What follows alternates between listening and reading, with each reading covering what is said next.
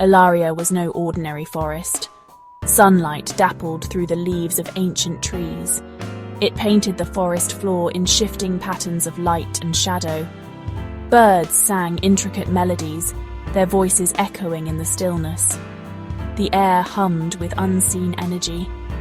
At twilight, Ilaria transformed. The air grew heavy with the scent of night-blooming jasmine. Fireflies illuminated the growing darkness. Their tiny lights pulsed like 1,000 beating hearts.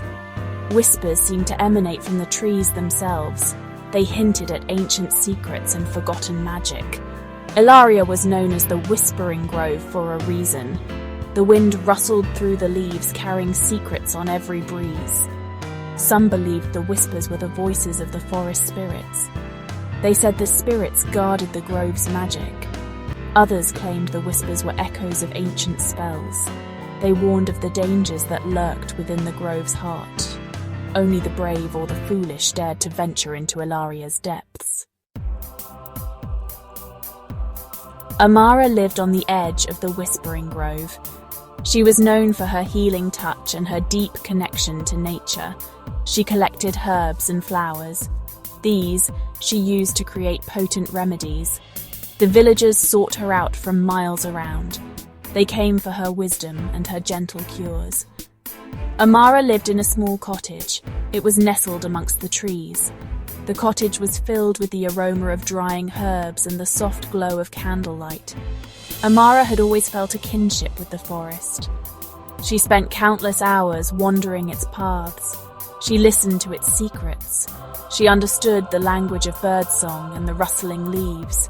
The forest was her sanctuary, her solace, and her teacher. It held both beauty and danger in its emerald embrace. Amara's brother, Kale, was struck by a mysterious illness. He grew weaker with each passing day. No amount of Amara's remedies could break the fever that ravaged his body. Desperation clawed at Amara's heart. She watched her brother fade away. The villagers whispered of an ancient magic that could save him. It resided deep within the Whispering Grove. Legends spoke of the Heart of Ilaria. It was a mystical artifact, radiating with the life force of the forest. It was said to hold the power to heal any ailment, but it was guarded by powerful magic and dangerous creatures. Amara knew the risks of entering the heart of the grove, but her love for Kale outweighed her fear. She packed a bag with herbs and supplies. With a heavy heart, she set off into the whispering depths of Ilaria. She carried the weight of her brother's life on her shoulders. The forest seemed to press in around Amara as she ventured deeper. The whispers grew louder, more insistent. They tugged at her resolve, testing her courage. Strange creatures, both beautiful and unsettling, watched her from the shadows. Their eyes glowed with an otherworldly light. Amara pressed on, her resolve hardening with each step. She had to reach the heart of Ilaria. It was her only hope. Days turned into nights. Amara navigated treacherous paths and encountered strange and wondrous creatures. She used her knowledge of the forest to find food and shelter. Her determination never wavered. The whispers followed her, sometimes encouraging, sometimes threatening. But she refused to be deterred. She would save her brother, no matter the cost. Finally, after what felt like an eternity, Amara stumbled into a clearing bathed in an ethereal light. In the center stood an ancient oak, its branches reaching towards the heavens like gnarled fingers. At its base lay a pool of water. It shimmered with an unnatural glow. This was the heart of Ilaria, the source of its magic. As Amara approached, a figure coalesced from the shimmering light of the pool. It was a woman with eyes as old as the forest itself, and hair that flowed like a river of moonlight. This was the spirit of Ilaria, the guardian of the grove's magic. Her voice echoed around Amara, ancient and powerful.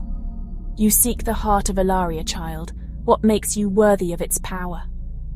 Amara fell to her knees, her voice trembling with both hope and fear. "My brother is dying. Only the heart of Ilaria can save him. I beg you, have mercy." The spirit's gaze was unwavering. The heart of Ilaria is not given freely. It demands a sacrifice. "Are you willing to pay the price, child?" Amara hesitated. She would do anything to save her brother. But what was the spirit asking of her? What sacrifice could she possibly offer that would be great enough? Fear coiled in her stomach, but the thought of Kale, pale and fading, fueled her resolve. "What must I do?" she asked, her voice barely a whisper. The spirit of Ilaria looked down at Amara, her expression unreadable. "The heart of Ilaria is bound to this grove. To take its power, you must surrender that which binds you to the world beyond. Your voice, your memories, your connection to all but this forest. Are you willing to make that sacrifice?" Amara's breath hitched. To lose her voice, her memories, her connection to the world outside Ilaria, it was a terrifying thought. Yet she knew she couldn't leave without the heart of Ilaria. Kale's life hung in the balance. Her decision was made. With tears streaming down her face, Amara nodded. "I accept." The spirit of Ilaria seemed to shimmer, her form wavering for a moment before solidifying once more. So be it. A soft light emanated from the pool, coalescing into a small pulsing orb, the heart of Ilaria. As Amara reached for it, a wave of energy washed over her, stealing her breath and pulling at the edges of her very being. She felt a sharp pang in her chest, as if a part of her were being torn away. Then everything went black. When Amara awoke, she lay beneath the ancient oak, the heart of Ilaria warm in her hand. She could no longer speak. Her memories were fragmented, hazy, as if seen through a veil of smoke. But one thing remained clear. She had to get back to Kale. She stumbled through the forest, guided by instinct and the faint pull of something she could no longer quite remember, but knew in her soul she loved. She arrived at her cottage to find her brother pale and weak, but alive. The fever had broken. As Amara placed the heart of Ilaria on Kale's chest, a surge of energy pulsed through the room. The orb shattered, its magic flowing into Kale, healing him, and as Kale's health returned, Amara felt a piece of herself return as well. Her voice was still gone, her memories still fragmented, but there was a lightness in her heart, a sense of peace. Amara continued to live in her cottage on the edge of the Whispering Grove. She could no longer speak, but her hands, imbued with the magic of Ilaria, became her voice. They spoke of healing, of sacrifice, of the deep, abiding love between a brother and sister.